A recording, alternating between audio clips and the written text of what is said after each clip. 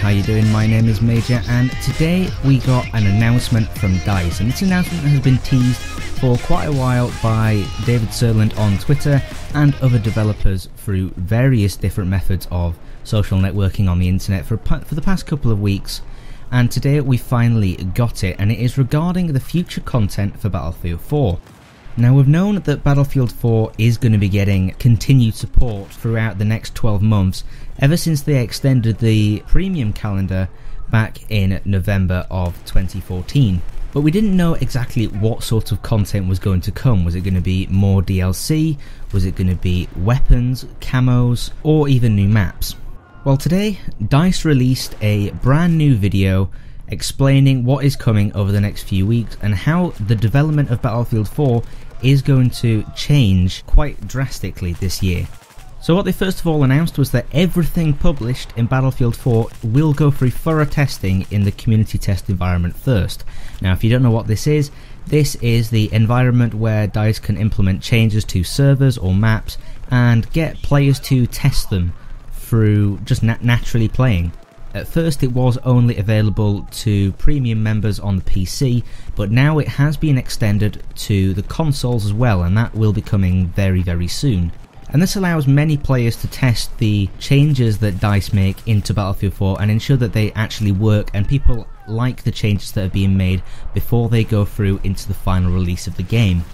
Along with this, they said that they're going to be publishing their thoughts and ideas early on as soon as they get them, and then they're going to implement them into CTE and gather as much feedback as possible until they are actually published into the game. So every single idea that they have about changing something in Battlefield 4 or implementing something new, this will go into the CTE, and that could be a mechanic change or a weapon balance tweak, or even a new map. All maps are going to go through the CTE first before they are actually published into Battlefield 4.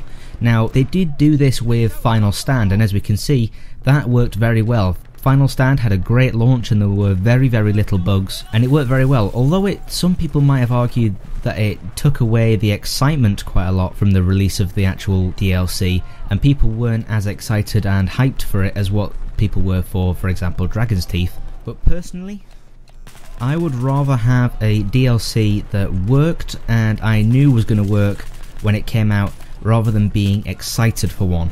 And these CTE updates aren't just going to be every month or so, these are going to be every single week. So a lot is going to change in 2015 for Battlefield 4. Now, a lot of people are arguably going to just move on to Battlefield Hardline and leave Battlefield 4 to rot and uninstall it from their hard drive or whatever.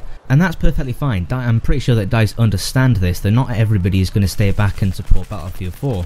But as somebody who isn't actually that caught on by Hardline as of yet, I'm glad to see that Battlefield 4 is still getting further support, because I know that it is a game that I enjoy, and as I'm not completely sold on Hardline yet, it's great to see that the game that I know that I definitely love and enjoy playing, I'm still going to be able to love and enjoy playing, because there will be new content coming constantly.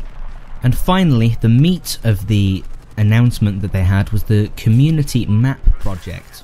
Now, the aim of this project is to develop maps and content that players actually want to see. What they're going to be doing is they're going to be taking on feedback and advice and showing people how the development process of maps actually goes, and basically developing a map that people want to play. Whether this could be a close quarters map or an open space map, it is all defined by players on the CTE, which is absolutely great, because maps in Battlefield 4 are one of its greatest downfalls. Whilst the weapon balance is pretty good at the minute and the graphics are good, the maps are where it falls down massively.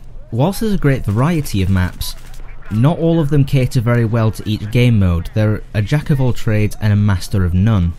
Whilst Siege of Shanghai is great on Conquest, for example, it falls down massively when it comes to Rush. So I think here there's a great balance of getting community feedback of what a map should be, and the expertise of DICE guiding how the map actually ends up so that it is well balanced and works in Battlefield. So that was basically the gist of what the announcement was. I was very looking forward to this announcement, and it has actually lived up to the hype, I'm pretty glad to say. I'm very excited to see how the content for Battlefield 4 in 2015 does turn out and how it develops on, and how many people actually stay back and play Battlefield 4 even though Battlefield Hardline's coming out. I'm very interested to see how many players stick back now that this new content has been announced that does sound very exciting. But I've talked enough and I've given my opinion. Let me know what is your opinion down in the comments below. What do you think to the community map project? Will you be getting involved in the CTE? Again, remember, it's only for premium members and it is now available on the PC and the consoles. So make sure that you're getting stuck in there and helping create a better Battlefield. Anyway, if you enjoyed, make sure you drop a like, don't forget to subscribe for more, and I'll see you in the next one.